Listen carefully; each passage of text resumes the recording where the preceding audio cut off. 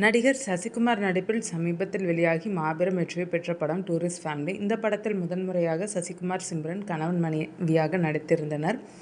அதிலும் 18 வயது மகனுக்கு அப்பாவாக சசிகுமார் நடித்திருந்தார்.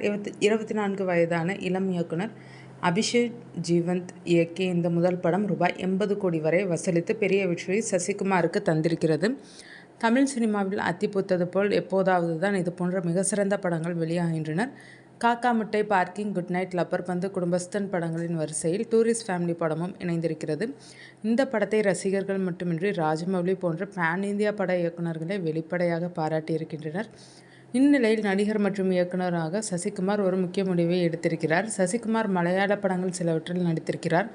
அதனால் மலையாள நடிகர்கள், இயக்குநர்களுடன் நல்ல தொடர்பில் இருந்து வருகிறார்.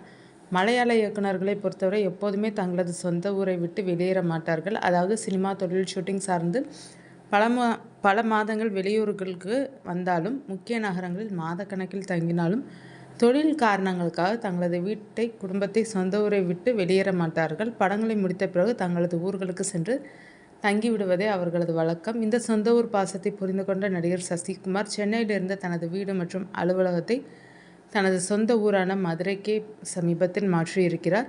இனி சினிமாவில் நடிப்பதற்காக மட்டுமே சென்னைக்கு வரும் சசிகுமார் சில மாதங்களோ பல மாதங்களோ சென்னையில் வந்து வேலையை முடித்துவிட்டு மீண்டும் சொந்த ஊரான மதுரைக்கே சென்று விடுவார். ஏனெனில் சொந்த ஊரில் பிறந்தது முதல் வளர்ந்தது வரை என சொந்த பந்தங்கள் நிறைந்த ஊரில் உறவுகளுடன் வாழ்வதே வாழ்க்கையை அர்த்தப்படுத்தும்.